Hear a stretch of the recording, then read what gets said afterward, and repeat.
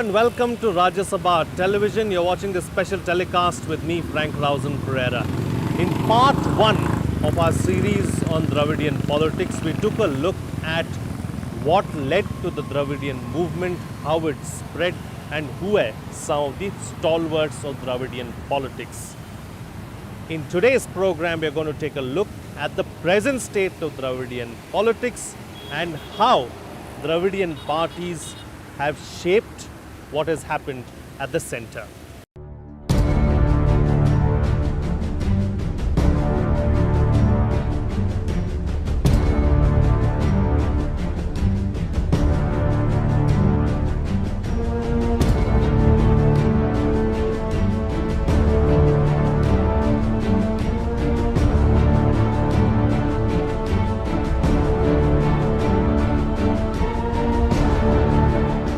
Tamil Nadu politics at crossroads.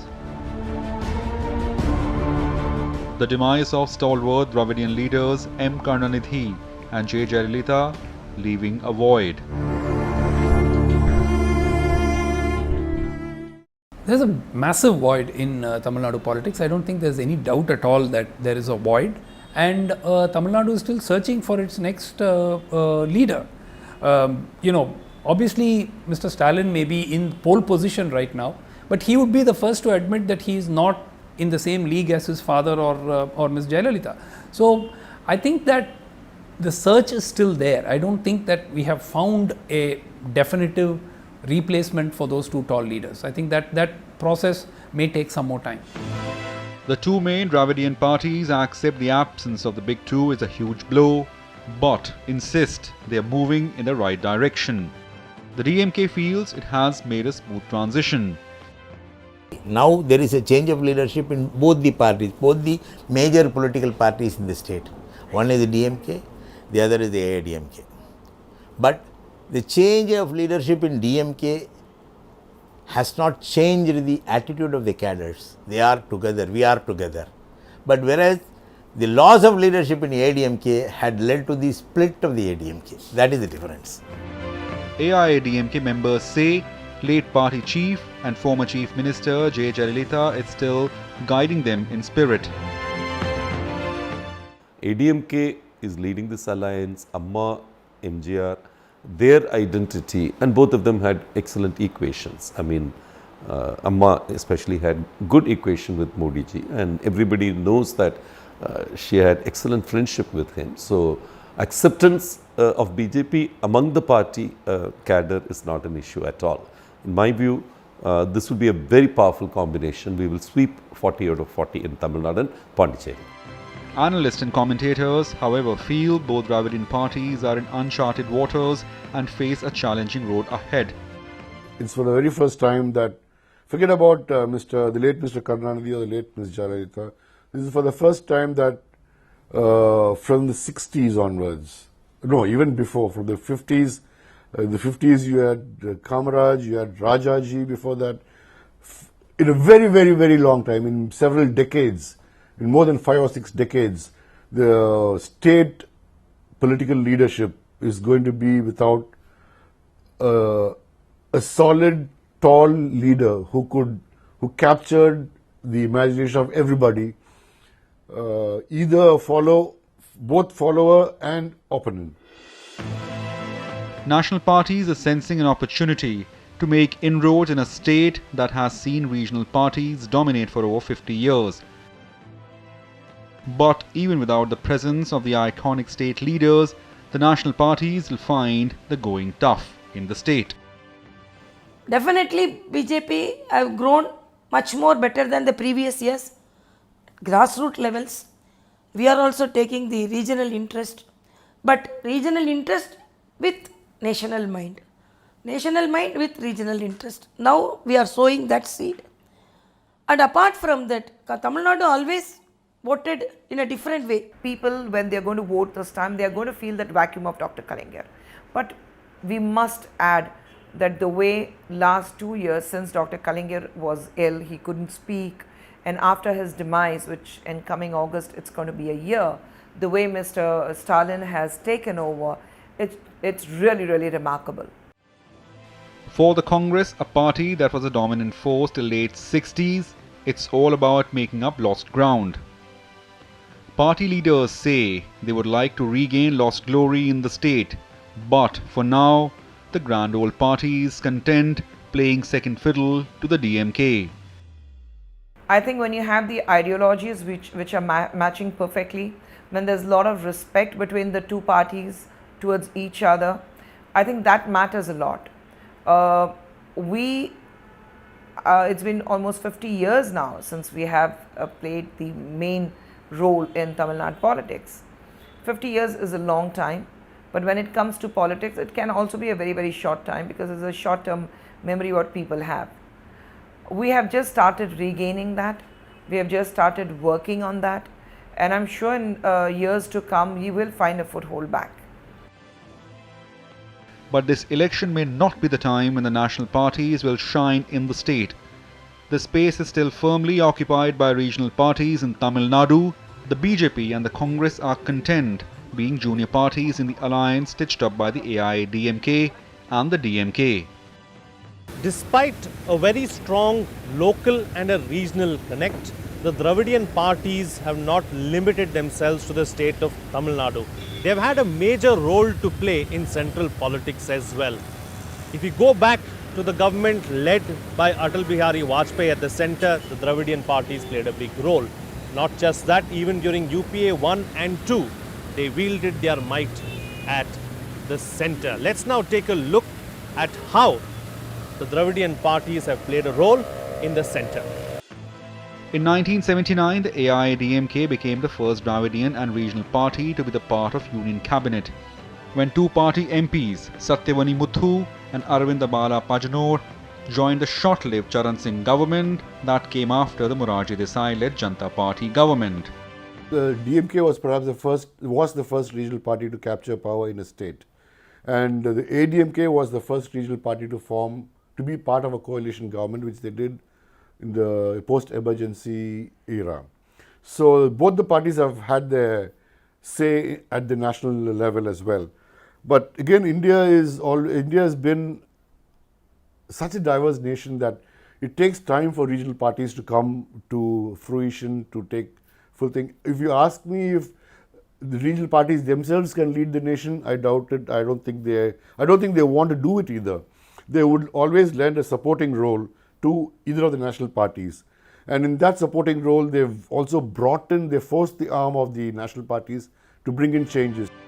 Relations between the Congress and the AIADMK slowly came under strain.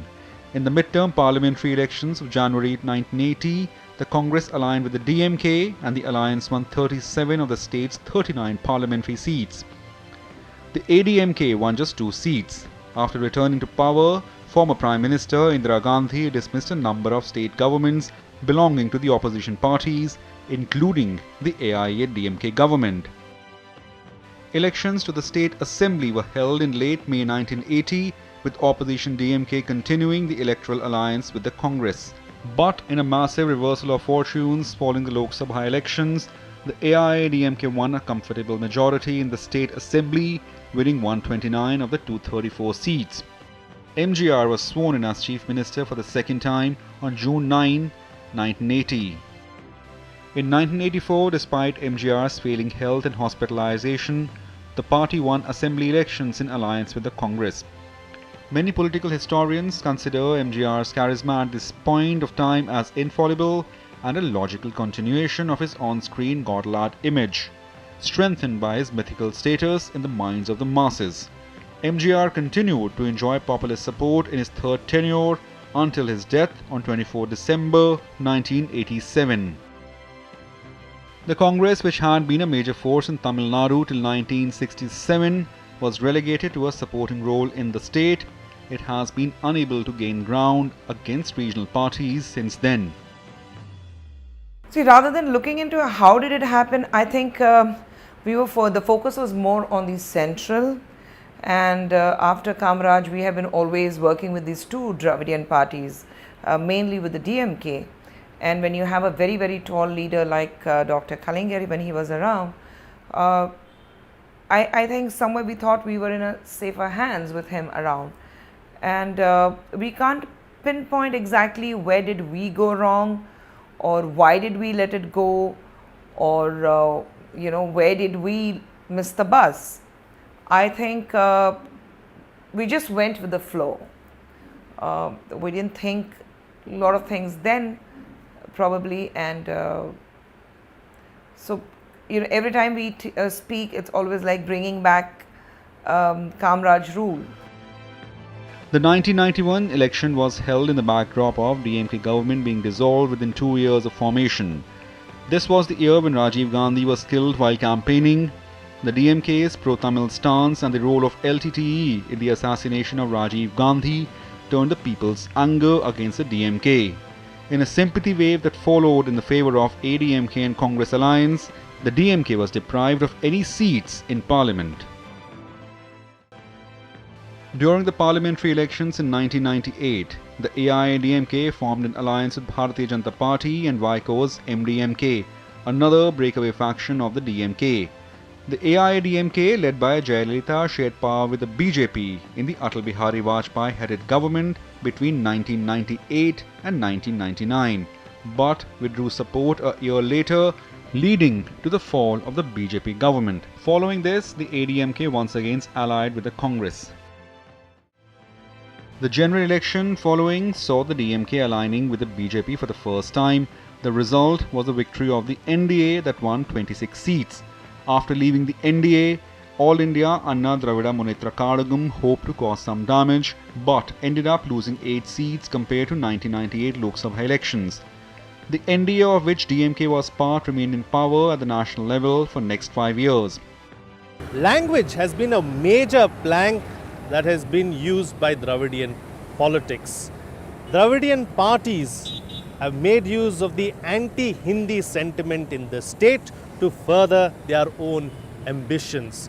But despite that, both the major parties in the state, the AIADMK and the DMK, in the past have aligned with the BJP, a party which has been considered by many to be a predominantly Hindi party. Was it political opportunism on the part of the Dravidian parties, or was it compulsion? That's what we are going to find out now. In the 2004 parliamentary elections, the DMK formed an alliance with the Congress, the MDMK and the PMK and swept to a grand victory. The alliance won all 40 seats, including Puducherry. This netted the parties 7 ministerial posts and a lot of influence in the UPA government at the centre. 2 years later, in 2006, the same alliance won in the state assembly elections, and the DMK for the first time formed a minority government in the state with the help of the Congress party. M. Karunanidhi became the chief minister of the state for the 5th time. The DMK-Congress alliance was also successful in 2009 parliamentary elections. In 2014 election, the two main Dravidian parties had no role to play at the centre, with the NDA riding the Modi wave to win with a thumping majority. 5 years after 2014, political observers in the state agree the situation is different. Regional parties in Tamil Nadu sense they have a bigger role in the formation of government at the centre this time. Equally, there's been a lot at stake for both the national parties in the state. The election is also significant for regional parties as by-elections will be held on 18 assembly seats. These by-elections will determine the fate of the state government as well. The Election Commission on March 10 announced the full schedule of phase-wise and constituency-wise voting for Tamil Nadu in the upcoming Lok Sabha polls that begins on 11th April. Tamil Nadu will vote in a single phase on April 18th in the general elections. All 39 constituencies along with Puducherry will vote in the second phase. Tamil Nadu currently has 21 vacant seats in state assembly. Elections will be held in 18 constituencies on April 18 along with Lok Sabha elections. Tamil Nadu is searching for a next mass leader. I would say that it's searching for its next mass leader. It is in a state where we may see realignment of vote shares. Traditionally, there is a vote share split. The AIDMK typically got 35%, 40%. The DMK got about 5-6% less than that. And that was a fairly, if you calculate over the last 20, 25, 30 years, there would always be 75 to 80% of the vote share garnered between these two parties. Now, that could definitely change, because both these parties are vulnerable. The AIADMK possibly a little more than the DMK, but both the parties are vulnerable. This concept of standard guaranteed vote banks is now starting to sort of be questioned, but people still haven't found an effective alternative. So for people to desert the AIADMK or desert the DMK and go somewhere, now they haven't found the alternative, and the national parties for the Lok Sabha poll are aligned with both these parties, so one on each side. So I think the search is still on. Both the major regional parties have stitched up alliances with the national parties and other Dravidian parties, making it a two-horse race.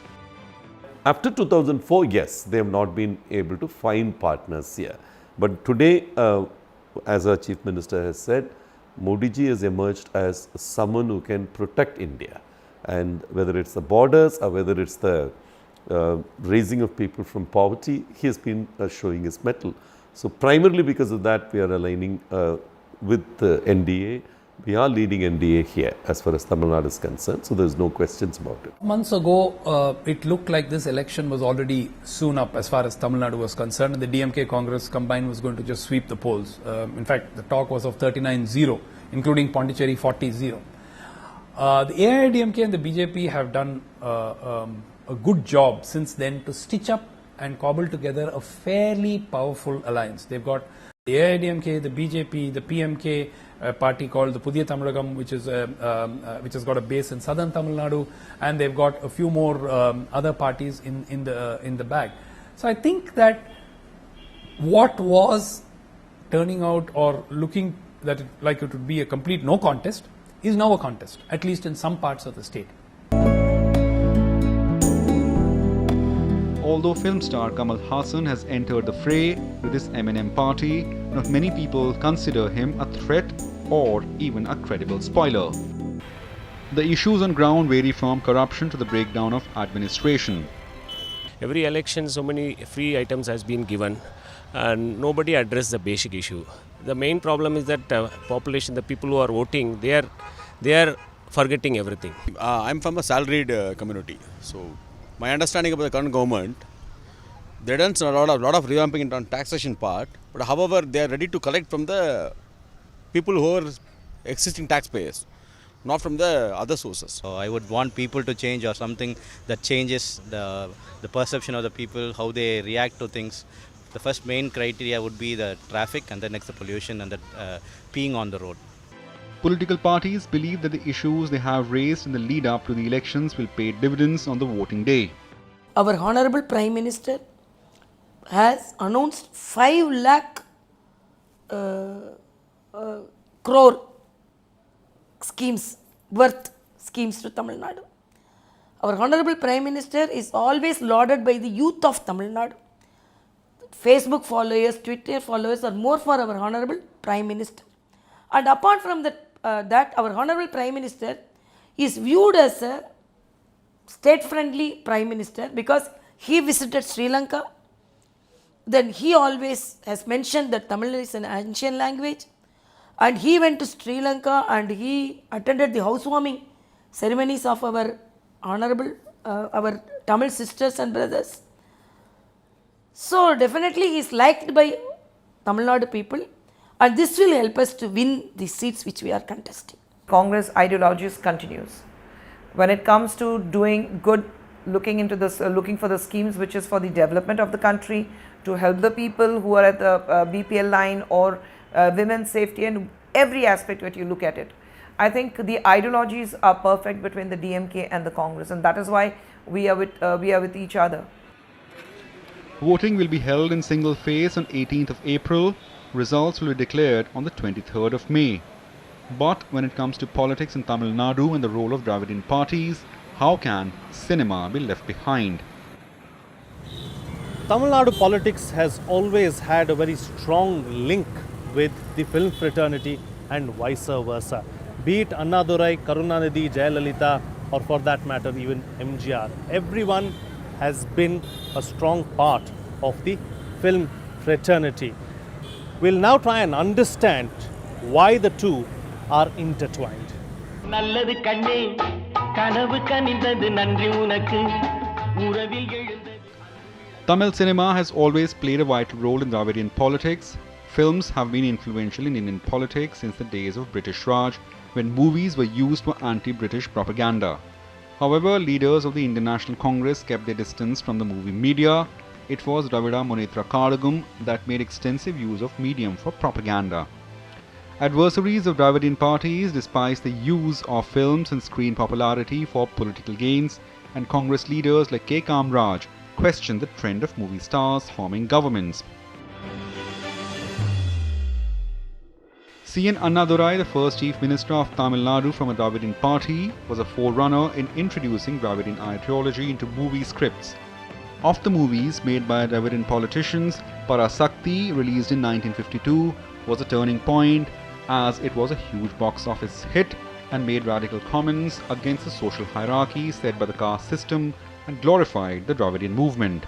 M. Karunanidhi, former Chief Minister, scripted the screenplay for Parasakti, in which Sivaji Ganesan and S.S. Rajendran, two founding members of DMK, made their screen debuts. Movies produced by the DMK were subjected to severe censorship by the then ruling Congress government. According to Murasoli Maran, a former Union Minister from DMK, censors would remove part of movies so that the coherence of screenplay was lost, sinking the movies at the box office. The scriptwriters used equivocating phrases and elliptical words and dialogues to evade the censorship. 5 out of 7 Chief Ministers of Dravidian parties were actively involved in Tamil cinema, either as writers or as actors.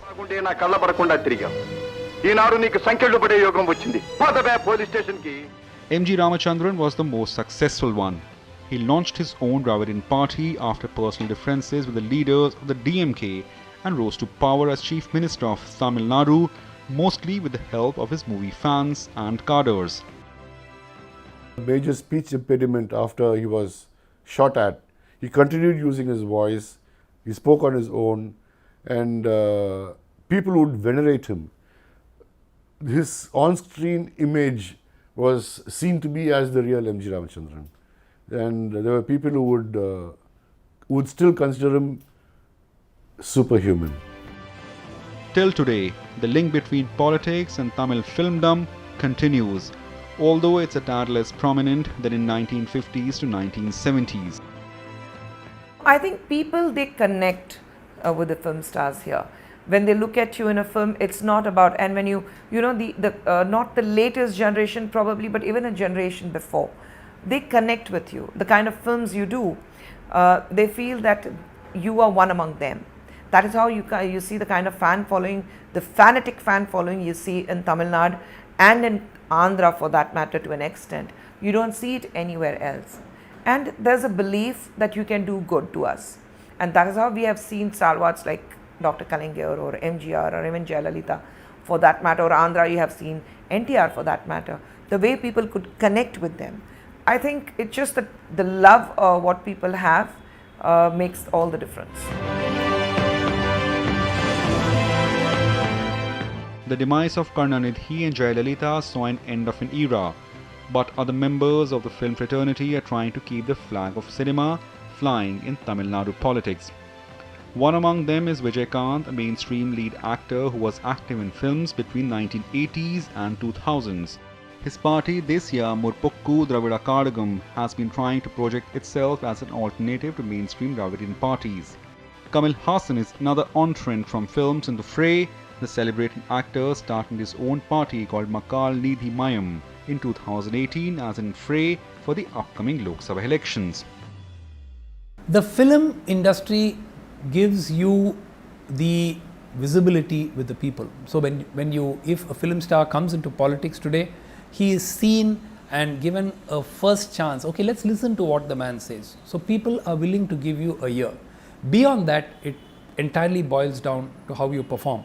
I don't for a moment believe that a Miss Jayalalitha became such a tall leader simply because she acted in movies and people knew who she was. She had to literally struggle and work her way up and she had to prove herself electorally and prove herself with her political acumen and so on. So I think that era of somebody just because he's a big film star coming in and automatically sweeping to power, I think those days are possibly behind us.